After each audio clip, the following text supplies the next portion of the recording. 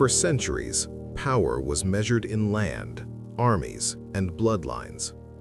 Empires believed strength was something inherited, passed down through generations, reinforced by borders, traditions, and the memory of past victories. Power seemed permanent, anchored in history itself. London stood at the center of global finance.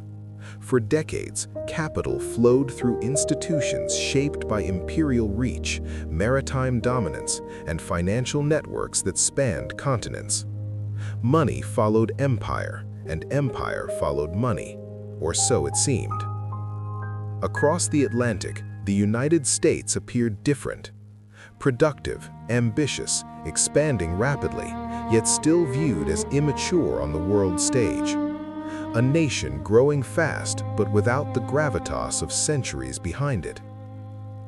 America produced goods for the world, but relied on foreign capital. Factories worked relentlessly, railroads expanded inland, and ports moved enormous volumes of trade. Yet financial power was assumed to remain overseas. But power does not disappear.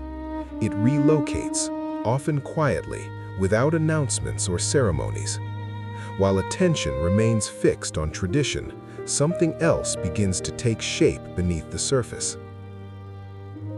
The First World War accelerated this shift dramatically. Europe poured its resources, labor, and stability into the conflict.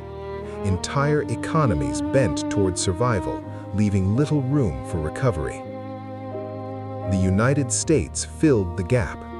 It supplied food, raw materials, manufactured goods, and increasingly, credit.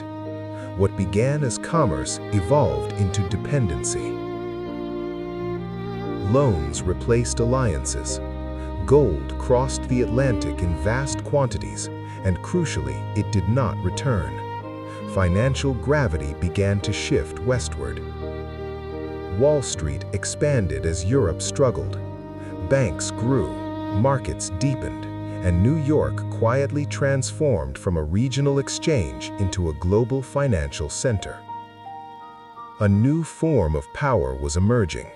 No longer stored in palaces or guarded by crowns, it lived in ledgers, shipping schedules, and industrial output. America was not building an empire in the traditional sense. It was building systems, interconnected networks designed to function continuously, efficiently, and at scale. These systems were designed not just to produce, but to produce endlessly. Factories guaranteed delivery. Logistics ensured reliability. Planning reduced uncertainty.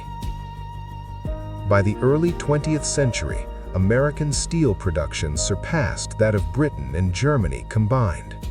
This was no longer potential, it was measurable reality. Entire cities reshaped themselves around industry. Railroads, ports, warehouses, and power plants became the backbone of urban life. Infrastructure was no longer supporting growth, it was defining it. Foreign observers visited American factories with curiosity. They left with unease. What they saw challenged everything they believed about efficiency, organization, and scale. Machines operated with precision. Workers specialized in narrowly defined tasks, measured down to the second. Output multiplied not through craftsmanship alone, but through coordination. This was not merely production, it was industrial dominance, quiet, methodical, and difficult to reverse. Yet many still believed wars were decided by generals, not engineers, by experience, not logistics. Tradition still shaped strategic thinking. America quietly proved otherwise. Modern conflicts, it demonstrated, would be decided long before armies met, by preparation, capacity, and speed.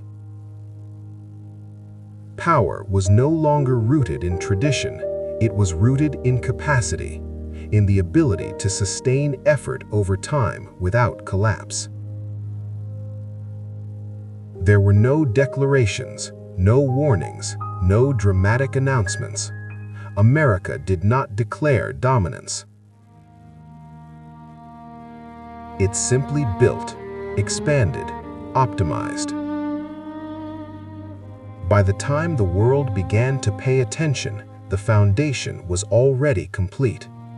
Factories stood ready, logistics were proven, the workforce was trained, the system was in place. This was not the beginning of America's influence. It was the moment the world realized it had already arrived.